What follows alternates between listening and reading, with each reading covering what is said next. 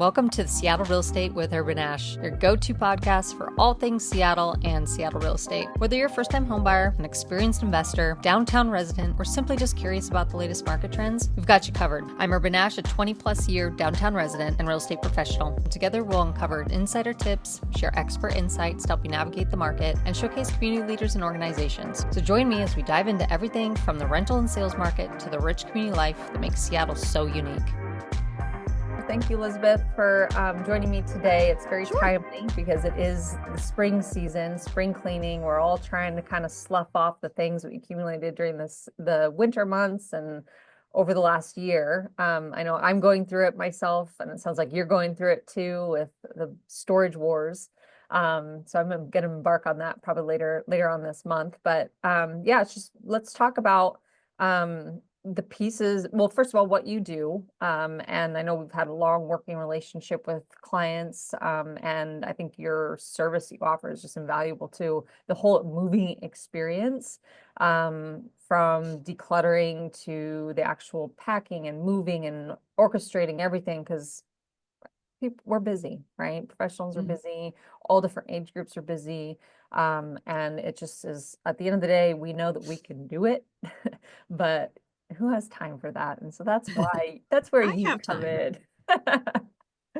So, yeah, why don't you just introduce yourself and talk a little bit about what you do? I'm Elizabeth Lee, and my company is Seattle Organizing Works. I've had the company for about almost 17 years now, and we do move management, I guess is the best way to explain it. But there are a lot of kind of offshoots to what move management includes for my company. We help people who are downsizing or upsizing or moving a loved one or divorcing, whatever it is. We help people launch themselves into the next phase of where they're going to be living. The last several jobs I've done have been moving some clients into, I don't want to call it assisted living, but senior living. Yep. And it's really been eye-opening the last few moves because they've involved a lot of family input and people kicking and screaming, or at least one of the partners kicking and screaming that they're not ready to go. And so it's been really challenging but enlightening for me to, as I get older, really start to understand what my family will go through, what my kids will go through, and my daughters-in-law. And I'm trying to be more proactive. And it's hard because, as you said, we can all do it, but we're not all good at it. I'm really, really organized, but I'm telling you, when it comes down to getting rid of collections, it's hard. They become part of you. But at the same time, when you're moving from one space to another, when you're downsizing, you can't take everything that you collected in a 3,000 square foot space. You just can't. That's what downsizing means. And it's hard to get people to really wrap their heads around that. Yep. We also help people move into larger spaces because their families are going to be growing. And I do have clients that say, well, we're going to hold on to this in case we have another baby, or in case my in-laws move in with us in our new home. And we end up moving a lot of things that people really don't need. It's easier for you to replace it should that situation arise. So really, that's it. Whatever you need in order to move on, we can help. Gotcha. And so I know from experience, you can move anyone anywhere, basically. Yep. So, and you're actually end to end. So you could help them here and then move them there, meet them there, unpack the house and do Yes. Yes. That, which I think is huge because we've seen a lot of people coming and going in different markets, different states and whatnot. And it's one thing to be helping on one end, but when they arrive at the next place, it's like, there's so much going on in that moment in time of moving and just all the things that go into that you really do have to have someone who's kind of focused on, okay, getting you settled, getting all your belongings where they need to be. And plus when we do that, we try to, pay attention to how somebody has their kitchen set up. Well, they like to have their utensils right next to the sink or whatever it is. And so Mhm. on the other end, as much as possible, we like to recreate the layout. You Yep. obviously can't because a kitchen design is completely different and cabinets are deeper or narrower. But for example, in a clothes closet, some people like their clothes hung color coordinated. Some people don't care, just throw it up there.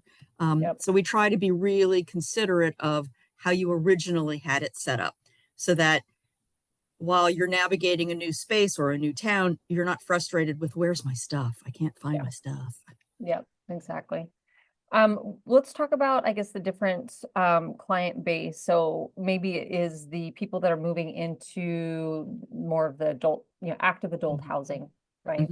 Mhm. And so with that, if you are someone then in that space, what are kind of the first things you should start thinking about now? Well, I like to ask clients why they're moving. Sometimes they're downsizing because of health concerns. Sometimes they want more of an active senior community instead of living in a single family house where everybody around you is kind of getting younger. Um, and so once we've established why you're moving, um, then we can establish what you should move with you. So I've had so many people have said to me, I love cooking, but we're now moving into a place that doesn't, where meals are provided, but I'm still going to cook. No, you are not. I am here to tell you, please don't take 5 cookie sheets. You don't need 5 cookie sheets. And if Yeah. I'm wrong, I'm happy to buy you another cookie sheet. But Yeah. the reason you're moving is so that somebody can start to care for you instead of you being the caregiver. So Yep. you're not going to cook meals. Trust me, you're not making huge sheets of lasagna anymore. Yep. So don't move those things. Um, make certain that you move things that are going to fit into your new space. You can't take a gigantic secretary desk with you to your new space. It's not going to fit, even though you loved it. And if you must have that piece of furniture with you, find another place to live. Yeah. We've moved several clients into much smaller communities that they love, but it feels like you've moved into a furniture showroom. And then they call me a couple of weeks later and they say, can you get the mover to come back and take this? Absolutely. But let's be proactive before we move it. Yep. I have a lot of clients who are moving out of state or out of the country. Actually, a lot of people are moving out of the country now. And we can help facilitate international shipping. But I think we all need to remember that you can buy a couch in Portugal. You don't need to move your couch, even though you love your couch. So figure out I always say this, what's the most important thing to you? If there's going to be a fire, what is it? What are you grabbing? You're not grabbing your couch. So Yep. you can replace that, but you're grabbing a special piece of art, your family's photos, your sterling silver tea set, whatever it is. Those are the most important things. Everything else is replaceable. And I think we saw that with the California fires. Yep. Going back to that, and I think I've experienced this too, just with moves, that I don't want to buy anything else because I think that that's wasteful, right? It is. So I would rather ship the couch or, ship items, even glassware or whatnot, because on the other side, I have so much of it here. On the other side, I don't want to buy it. So do you see, I mean, you probably see that a lot, but what would be your advice for someone who is very, Well, conscious it's of? funny. It's funny you say that because you say, I have a lot of it here, which means you like to buy it. Yeah. So you can buy it in a different You know store. our moves, so you Yeah, know I how. do. Yeah. Honestly, you are very minimalist. So I don't want to suggest that you are a haver, as we call Yeah. them. Thank But you. I understand it's expensive to go buy all new plates and glasses, but so move that kind of stuff. But if you bought it at Target or you bought it at Williams Sonoma, you can replace it at the other end. Yeah. So one of the services that we offer clients is we do estate sales, or we help them consign items, or we help them, have a small garage sale, whatever it is, so that they're not just filling the goodwill with their glassware or clothing, but that they're going to better homes or that they're making some money off of it. There is value in your household items. So we do a lot of estate sales, and that doesn't mean the person has passed away. Somebody asked me the other day, what's the difference between a garage sale and estate sale? And I said, well, a garage sale really is something that you do on your front lawn or you do in your garage. You're not clearing out a lot of items. So the estate is kind of a misnomer there, but we do that a lot. And more clients are calling me and saying, I have 5 pieces of furniture. Can you help me find new homes for them? And we can absolutely do that. So you can buy the new couch. You can, repaint a room in your new home. It doesn't have to be an all or nothing. Yep. And I think there's sentimental value to a lot of those belongings too. And so that's why you don't quite want to give them up. And that kind of rolls into art. People who've lived in their homes for 30 years, right? They accumulate all this different art that's very priceless to them. And so how do you, for downsizers specifically, how do you help them sort through all that? Well, art is hard because it does strike an emotional chord with people. But I have a lot of clients who have art and it's just stacked against a wall in a closet because they say, oh, I haven't gotten around to hang it, or it's too big for this wall. But I love it. Well, obviously you loved it because you bought it. Sometimes you have art because you inherited it. Your family, you say, oh, that was hanging on my wall when I was growing up and my dad gave it to me and I can't get rid of it. But you can. And if you really, really love the piece or you're sentimental about it, but you're not going to hang it, take a picture of it. Just take a picture of it and keep that. Yeah. We are all so busy in our lives that we walk through our lives. And I find with people, they don't even notice what they're walking by anymore. They don't notice the 10 throw pillows because you're walking through the room.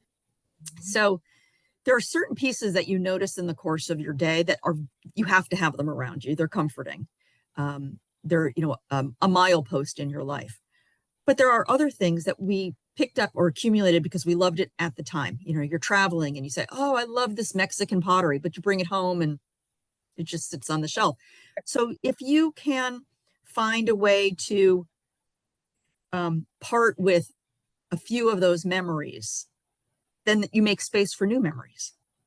You can't have all of the art in the world. You're not, the Louvre, but you can have really special pieces. And again, if you love it, but you don't have a place to hang it, take a picture of it.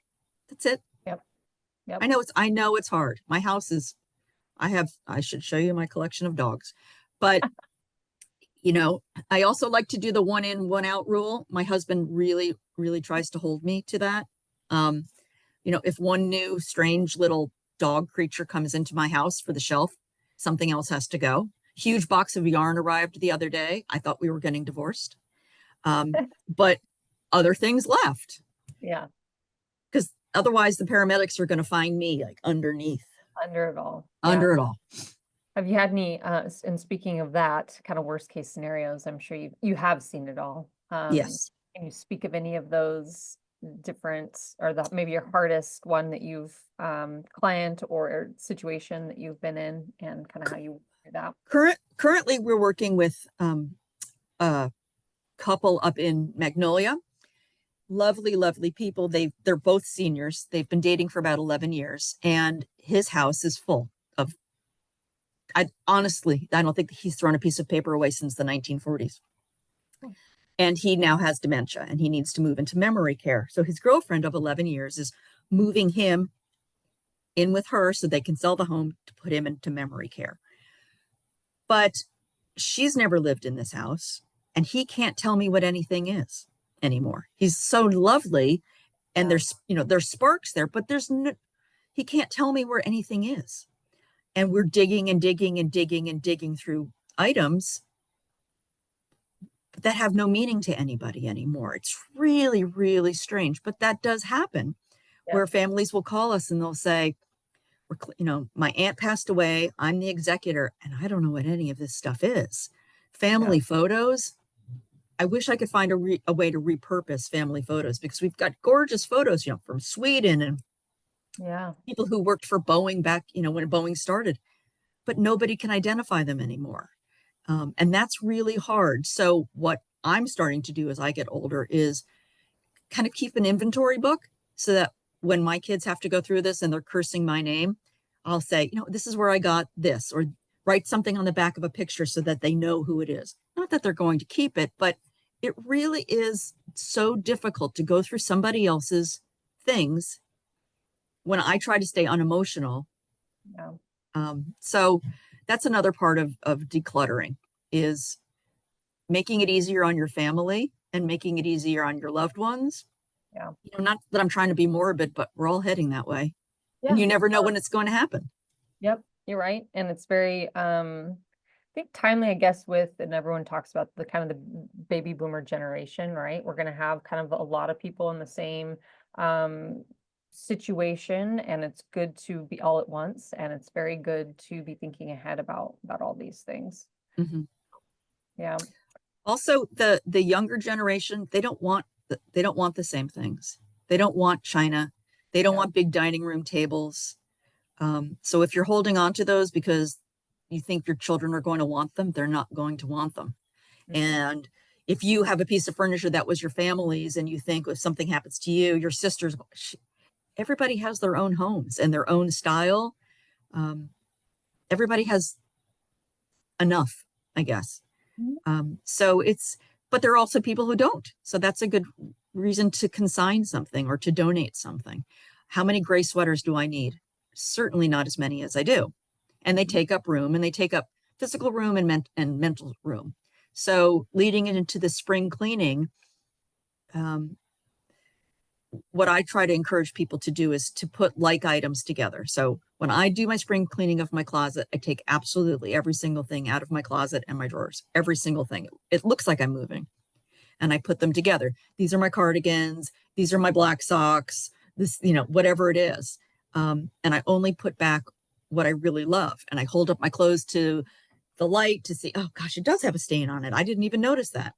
And that's a really good way to start going through things. I've also become a really big fan of these heavy duty, like 24-gallon bags. I think you've had those before. Yeah. They're fantastic. So if you have small closet space and you're thinking about, we're probably going to move in 4 or 5 months, I take my winter clothes and I put those in those bags. It's kind of like what we call pre-packing, and only put in what you really love. My son and his girlfriend, this might be too much, they're planning on moving in together into a house that she's lived in for quite a while, but she's filled the space. So what they're planning on doing, with my encouragement, is to take every single thing out of the house and put it in the backyard and only bring in what will work for them as a couple. And that's a great way to get rid of things that, again, you just walk by in your life. You don't see that. Yep. That's a good point. That is another, I guess, group of individuals, the ones that are combining households. Exactly.